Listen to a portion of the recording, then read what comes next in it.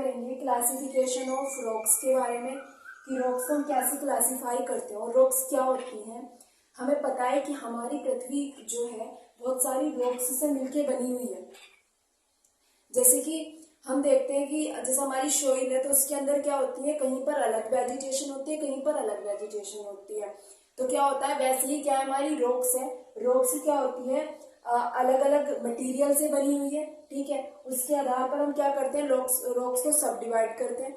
Rocks की study क्या होता है, जो जियोलॉजिस्ट होते हैं उनके लिए क्या होती है, बहुत ज्यादा जरूरी होती है और हमारे लिए भी जरूरी है, क्योंकि हमें क्या करना है, इसको पढ़ना है। ठीक है, तो आज हम पढ़ेंगे रॉक्स के बारे में।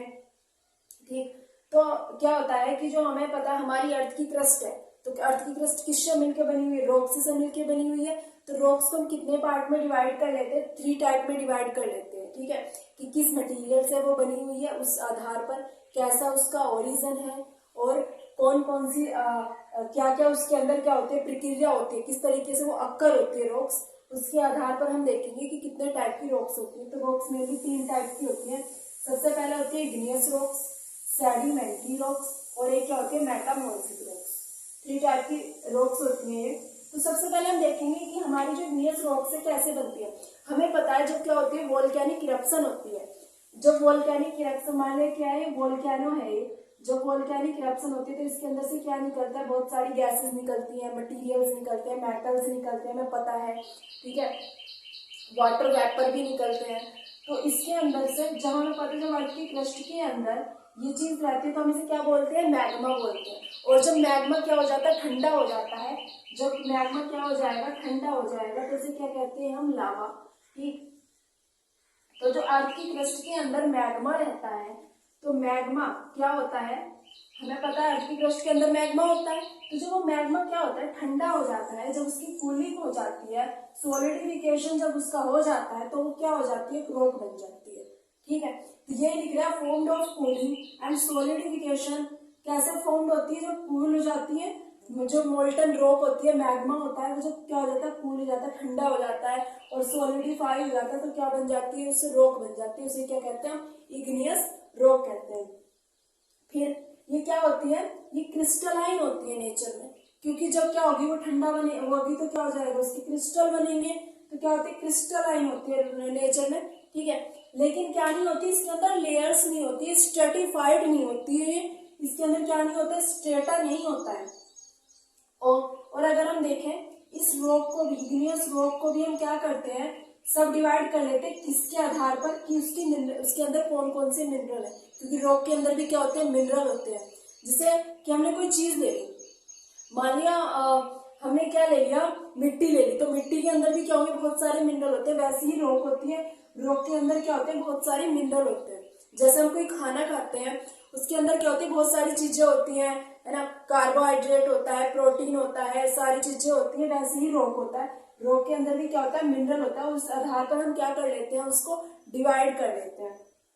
जैसे कि कैसे डिवाइड कर देते हैं, on the basis of a mineral composition. कैसे सब डिवाइड करते हैं, on the basis of a mineral composition. ठीक है, अगर रॉक के अंदर क्या है, सिलिका है, सिलिका क्या होता है, एसिड होता है, जो एसिड है नेचर में। ठीक है, तो अगर क्या है, सिलिका उस रॉक के अंदर है, तो हम क्या कहेंगे, उसे एसिड इग्नियस रॉक कहेंगे। ठीक है, क्योंकि इसके अंदर क्या है, एसिड की मात्रा है, क्योंकि क्या आ गया, सिलिका आ गया। अगर रॉक के अंदर क्या पाया जा रहा है, एसिड पाया जाता है, तो क्या हो जाती है, एसिड इग्नियस रॉक हो जाती है। और हाँ, ये जो इग्नियस रॉक होती है, इसके अंदर क्या नहीं होता, कोई भी फॉसिल नहीं होता।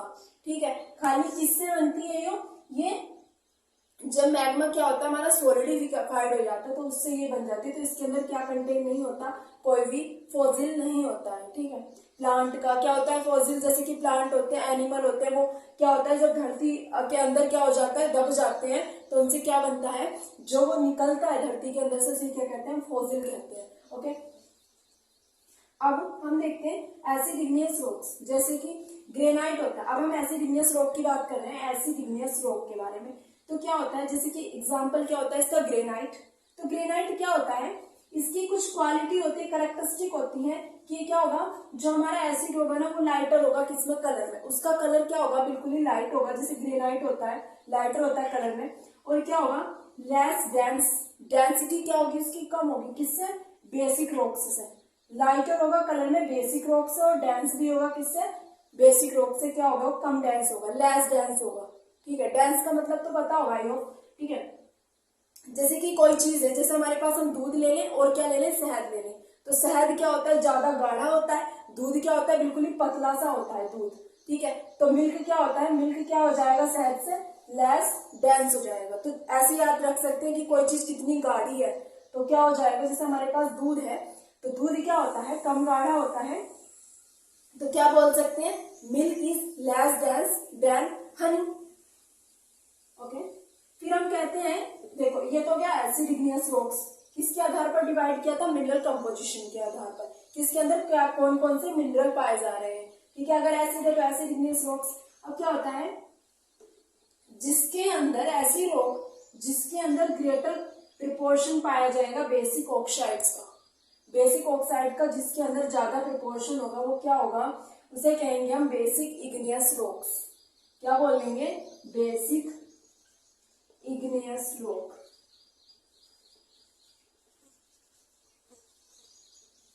ओके, अब देखो जैसे कि आयरन, आयरन, एल्यूमिनियम, ईटीसी। ठीक है, ये क्या होते हैं, कुछ एग्जाम्पल होते हैं, जैसे कि क्या हो गया, आयरन हो गया, एल्यूमिनियम हो गया। ठीक है, या और भी हो सकते हैं एग्जाम्पल इसके। तो क्या होता है, ग्रेटर प्रोपोर्शन होता है इसका, इसके अंदर किसका, बेसिक का।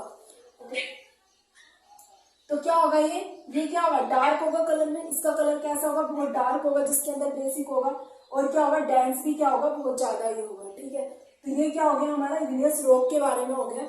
अब इस इग्नियस रॉक को भी इसके ओरिजिन के आधार पर हम दो पार्ट में और डिवाइड कर सकते हैं, प्लूटोनिक रॉक और वोल्केनिक रॉक। मतलब कौन कौन सी हो सकती है ओरिजिन के आधार पर हम देखें इग्नियस रॉक्स, तो एक होती है वोल्केनिक रॉक्स, एक होती है प्लूटोनिक रॉक्स। सेडिमेंट्री रॉक्स, अब देखेंगे हम क्या, सेडिमेंट्री रॉक्स, सेडिमेंट्री से ही समझ आ रहा है कि जिसके अंदर क्या हो जाए, सेडिमेंट हो, किसी चीज की सेडिमेंट क्या होती है, जब जमा होते रहते हैं, या फिर हम कह सकते हैं कि जब सेडिमेंट्री रॉक कैसे बनती है, जब क्या होता है कि बहुत सारे सेडिमेंट इकट्ठा होते रहते हैं, तो क्या होता है, over a long period of time ये क्या होते रहते हैं, इकट्ठा होते रहते हैं, एक के बाद एक के बाद एक के बाद एक के बाद एक के बाद एक, ऐसे इकट्ठा होते रहते हैं, और जब वो रॉक बन जाती है उसे क्या कहते हैं, हम सेडिमेंट्री रॉक्स कहते हैं। और यूजुअली कहाँ पर अगर देखें तो ये यूजुअली ना वाटर के अंदर फॉर्म होते हैं। ठीक है, वाटर के अंदर क्या होगा, ये फॉर्म होगी, वाटर के अंदर बहुत सारे दिन तक क्या होता रहेगा, जमा होता रहेगा, सेडिमेंट्स जमा होते रहेंगे, और ये सेडिमेंट कैसा हो सकते हैं, हवा भी ला सकती है, जैसे हवा क्या लेके आई, रेत लेके आई, मिट्टी लेके आई, वाटर भी ला सकता है, ग्लेशियर से भी बन सकते हैं। ठीक है, इसके अंदर बहुत सारे सेडिमेंट हो सकते हैं, फॉसिल फ्यूल भी इसके अंदर इंक्लूड होता है, प्लांट्स, एनिमल्स जो भी होता है, तो इनके सेडिमेंट से सबसे इकट्ठा होते रहते हैं long period of a time, और जब वो सेडिमेंट इकट्ठे होते रहते हैं layer by layer by layer, तो ये क्या बन जाती है, सेडिमेंट्री रॉक्स बन जाती है। करेक्टरिस्टिक क्या होती है, देखो इसके अगर करेक्टरिस्टिक देखे, मैंने बताया कि लेयर में होती है, लेयर में होती है, इसके अंदर लेयर नहीं होती। ये हमें अगर कई डिफरेंस लिखने को भी आ जाता है तो हम क्या लिख सकते हैं कि लेयर में होती है। ठीक है, ये करेक्टरिस्टिक है, ये कह सकते हैं इसको स्ट्रेटिफाइड रॉक्स भी कह सकते हैं, क्योंकि इसके अंदर क्या बना है, स्ट्रेटा बने हैं, एक के बाद एक जमा हो जा रहे हैं, जमा हो जा रहे हैं। ठीक है, तो क्या होता है, जमा होता जा रहा है जब किसी चीज का, तो उसे क्या कह देते हैं, हम सेडिमेंट्री रॉक्स कहते हैं। ये बहुत दिनों तक बनती रहती है, over a long period of time. ये नॉन क्रिस्टलाइन होते हैं, इसके अंदर क्रिस्टल नहीं होते, बस क्या होता है, स्ट्रेटा होता है। ये क्या होती है, क्रिस्टलाइन होती है नेचर में। इग्नियस रॉक क्रिस्टलाइन होती है, ये क्या होती है, नॉन क्रिस्टलाइन होती है।